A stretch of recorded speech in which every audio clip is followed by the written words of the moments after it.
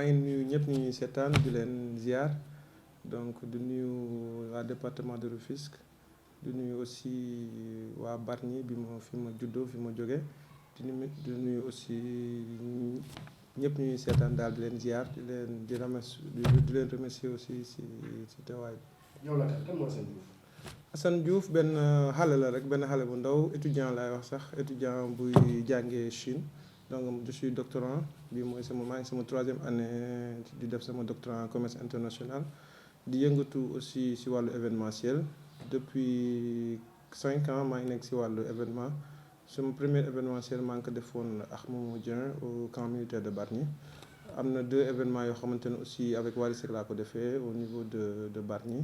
donc bii nag mooy nekkoon suñu 3e événement ak Wally Seck ñu def ko nag si au stade Ngalandou Diouf de Rufisque.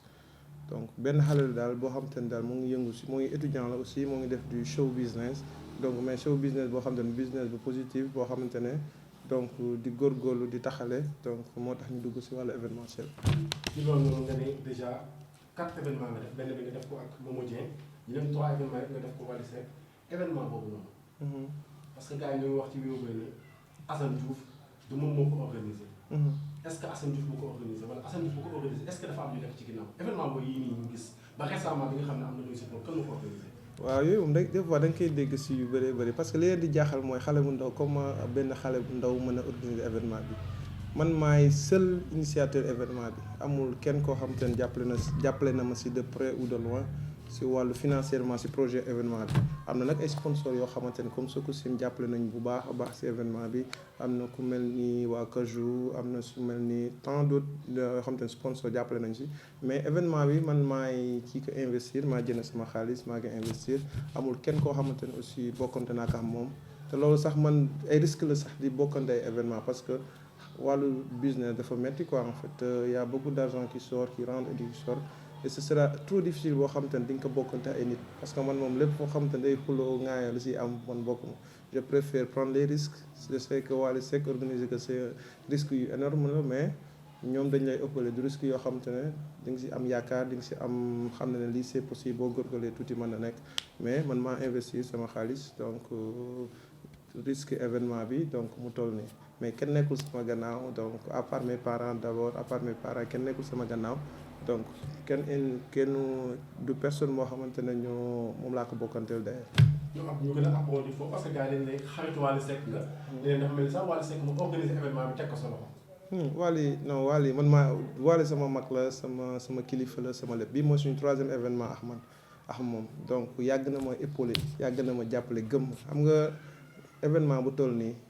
Wally Seck am confiance jagleel la ko. mënoon naa wax ne Assane est-ce que dina mën a téye sécurité bi est-ce que dina du xalaat ne bu waree jël fu mu waree jël 100 jëlee fa 10 mais ñun ñoo jënd suñu xaalis bopp def investir boo xam te ne yàgg na ñu joxee ko suñu avance wala jàppale ñu si lool wàññil ñu aussi donc étant frère étant suñu grand frère aussi mu jàppale ñu tellement yàgg nañu jàppale d'ailleurs donc aussi événement bi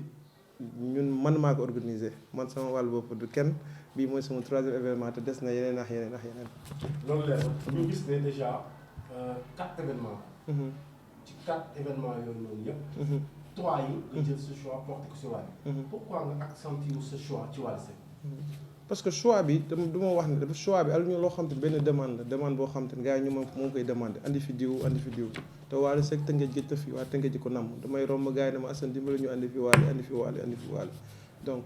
comme yeneen dëkk ñoo ngi may oo actuellement di ma réclamer Wally Seck donc waa Tëngéej nag ñoo ma ko doon réclamer waa Bargny di ma ko réclamer ma ne pourquoi pas c'était la première fois ma organiser stade yeneen yëpp ay soirée laa doon def ak Wally donc ñu defar ko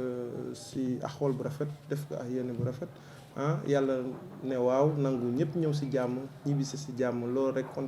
contentement na fierté la sama staff aussi mu nekk ay jeunes yu ndaw a ndaw gëm projet bi di bàyyi seen yitte seen temps seen doole ma di leen remercier d'ailleurs bu baax a baax mënuma leen a fay presque si gën a mag presque 30 ans la am donc ñooñu ay jeunes rek a si nekk ñu am xol bu rafet yàlla mën naa wax ne yàlla xol boobu rek la ñu wuyu moo tax amul xuloo amul daane amul raak amul dara donc sant yàlla daal la tam. si loolu noonu lan moo la gën a neex ban satisfaction nga am ci concert. événement li ma si gën a neex mooy li may wax d'ailleurs amul événement bi yaa ngi gis ñaata milliers de personnes fa nekk ñun li ñu doon xaar sax plus bi la ñu gis donc te gisuñu fa kenn ku fa daane gisuñu kenn ku fa xeex gisuñu kenn ku fa xuloo loolu rek satisfaction la te xam naa ne loolu raar na si milieu showbiz raar na si événement bu doy noonu nga xamante ne amuñu ñi ma doon liggéeyal la même chose ñëpp kontaan Wally Seck na ñëw Wally Seck kontaan na waa Faramareen kontaan sama staff kontaan ñi doon ñibbi si ñi ñëw si événement bi kontaan donc loolu je pense que raar na si événement bu doy noonu loolu bu ma si doon am perte sax may ñibbi si à 0 franc sax loolu rek contentement la nga organiser mu daj ñëpp di la woo di la remercier ñi nga organiser ñi seqoon business bi ñi ñëpp kontaan sant yàlla loolu je pense que bu mu amul contentement si loolu du mu amaat contentement bu toy noonu te loolu rek sant yàlla la quoi en fait. ci loolu noonu je pense que li nga xam ne des milliers de personnes yi nga xam ne ñoo leen fa ci côté xaalis moom ñu xalaat ne mer na normalement wax dëgg xaalis. sant yàlla sant yàlla est-ce que am na loo xam ne tey jii moo la naxari ci événement bi. waaw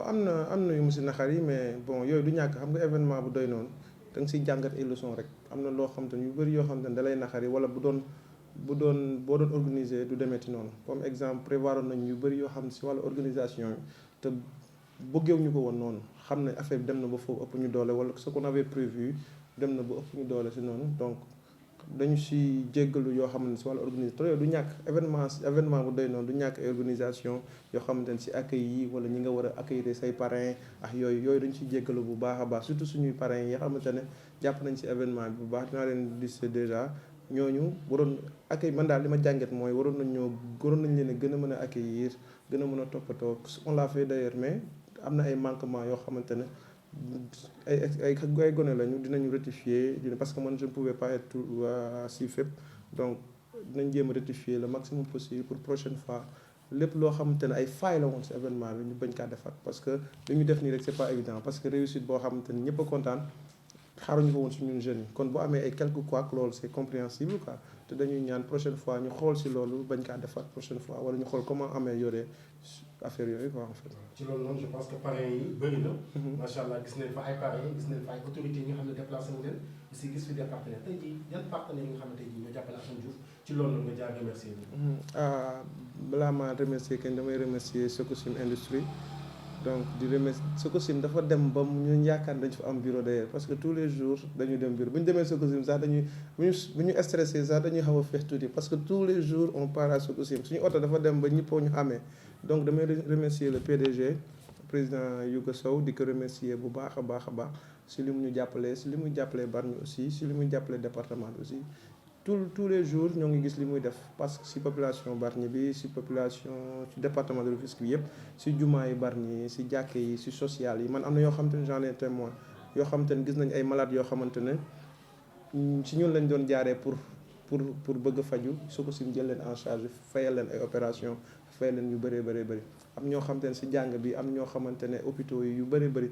ñun daal de merci à travers ma voix la ma leen di wax merci beaucoup di remercier Préra di remercier les délégués di remercier képp ku nekk Sococim di leen wax ne aussi ñoom Assane Diouf production ak staffam kontaan nañ si li ñuy def kontaan nañ si seen taxawaay kontaan nañ lépp lu ñuy def si département bi donc di leen remercier encore une fois bu baax a baax yàgg nañoo taxaw tamit jeunesse bi yàgg nañoo taxaw tamit jeunesse à travers fondation Sococim bépp jeune buy organiser événement da ngay dem si fondation Sococim mu jàppale la man mi yàgg na maa jàppale sama événement fondation Sococim lépp donc jeunesse bi aussi képp koo xam te ne am nga événement boo demee fondation Sococim dina la jàppale dina la appuyer aussi la même chose ñoo ngi leen di remercier bu baax a baax. mais Sococim kese ginnaaw Sococim dañuy remercier Ubo énergie muy boisson énergétique accompagné nañ suñuy caravane accompagné nañ si durant programme yi fu ñu jëm rek ñoo ngi fi ñuy jàppale bu baax a baax bu ma limee daal damay jëm am na Kaju aussi Kaju mooy suñu partenaire boo xamante ne ñun aussi ñoo ngi prévoir nañu liggéey ak ñoom à long terme ñoo ngi siy waxtaan ñoom aussi ils nous ont tellement accompagné si événement bi si jour événement bi tout physiquement financièrement ils nous ont accompagné aussi jàppale nañ si événement bi bu baax a baax ñoom aussi dañ leen di remercier bu baax a baax Univers Print aussi suñu benn jeune la boo xamante ne day képp kuy artiste Sénégal fii képp kuy artiste Tëngéej da lay jàppale si imprimante yi si lépp looy flyers affiche tout ça da la koy yombal jàppale la aussi muy xaas ma koy remercier aussi bu baax di remercier aussi sama benn jigéen bété beauté moom yàgg na gëm projet bi donc jàpp si événement bi aussi ñu koy remercier bu baax di ko remercier bu baax a baax événement bi daal ñi si jàpp dafa bëri trop mën ñoo remercier ñëpp mais partenaires yooyu aussi il fallait ñu remercier leen di leen wax ne merci beaucoup. di remercier aussi le maire de la ville de Rufisque moom il a acheté des milliers de billets maye ko département bi jagleel ko population bi conseiller ñu dooleel ñu su waxtaan ak ñu dalal suñu xel encouragé ñu waxtaan ñun ay projets yoo xamante ne sax dans l'avenir ñu suñu xel dal bi ñu waxtaanee ñu on était très fiers kontaan xam ne kii moom mooy le maire de la ville de Rufisque muy remercier ñu koy remercier de passage di ko wax ne taxawaay bi mu am ci Tëngéej rafet na ñoo ngi koy gis aussi jàppale nañ bu baax a baax bu ko neexoon du ko def ku jënd ay milliers de billets bu la neexoon ne je vais pas le faire donc ñun aussi ñoo ngi koy remercier bu baax a baax di remercier aussi le ministre de la justice moom tamit jënd na ay billets yu bëri donc di ko remercier ci taxawaayam aussi di ko remercier bu baax a baax moom suñu jàppale nañu bu baax a baax ci ticket yi. di remercier aussi Pape Sow aussi moom jënd na ay milliers de billets maye ko aussi à la jeunesse jàpp ci événement bi donc bu ko neexoon aussi bañ ko def jàppale nañu ñun ñëpp sur tous les plans jàppale nañu Pape Sow dañ koy remercier mu suñu kilifa di suñu mag ñu koy remercier bu baax a baax. di remercier le maire Alioune Mar aussi dafa jënd billets yu bëri waxtaan ak ñun en tant que suñu papa mu waxtaan ak ñun jàppale ñu aussi waxtaan ak ñun dalal suñu xel bu baax ku si mel ni le maire Assane Kassé aussi dañ koy remercier bu baax si taxawaay bi étant jeune bi mu doon mais aussi waxtaan ak ñun aussi jàppale ñu tamit financièrement jàppale ñu bu baax a baax si événement bi dañ koy remercier bu baax a baax. ku si mel ni la madame Yoni Thiam Wade aussi jënd na ay tickets yu bëri moom dafa yéene woon événement bi jàpp na si carrément da nga koy sax mujjee yërëm ndax gars yi nañ ko si doon songee di ko laaj ay billets moom aussi dañ koy remercier bu baax a baax. ku si mel ni le maire Djibril Faye mooy suñu maire du commune maire du commune bu Bargny moom aussi jënd na ay billets yu bëri jagleel ko waa Bargny jagleel ko waa Bargny conseil ñu aussi waxtaan ak ñun moom tamit amuñu fayam dañ koy remercier bu baax. ku si mel ni Thierno Diatara Samb donc ñoom aussi moom ñoo ngi koy remercier bu baax si taxawaay bi si table yi mu jënd si billets yi mu jënd ku si mel ne Djibril Camara aussi sama mag jàpp na si événement bi bu baax moom ku si mel ni Saliou Ndione aussi jënd na ay tickets yu bëri jënd ay table Mamadou Thiombane ñoo ngi leen di remercier encore une fois bu baax a baax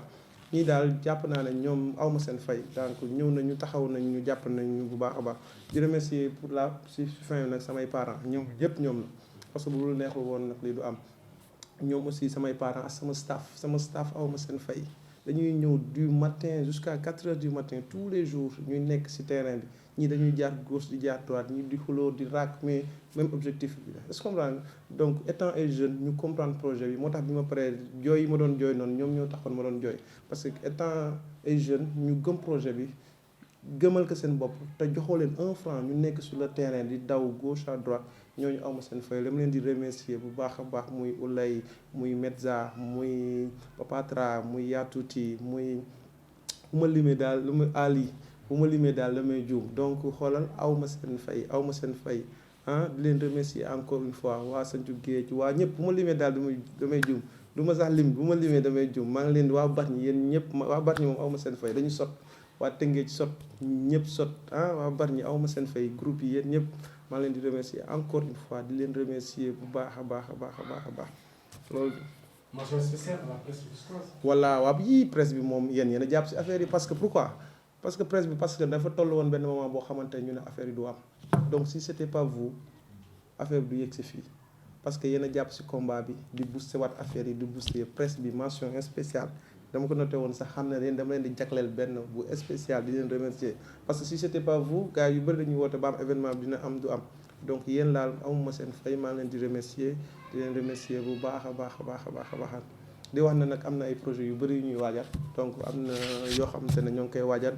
parce que ay promoteur lañ dëkk si dëkk bi dëkk si département bi lépp loo xamante ne day bëggal département bi on va le faire. ci loolu laa bëggoon mujjee sax mooy déjà Assane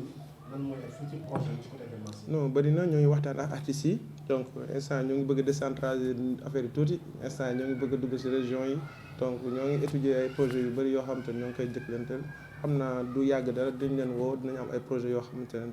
ñoo ngi siy waaj a finaliser donc instant de lépp luy bëggal population yi daal dañ ko def si jub ak si dëgg ak jub loo xamante ne dañ ko defal ñoo xam ku nekk dina si gis boppam daal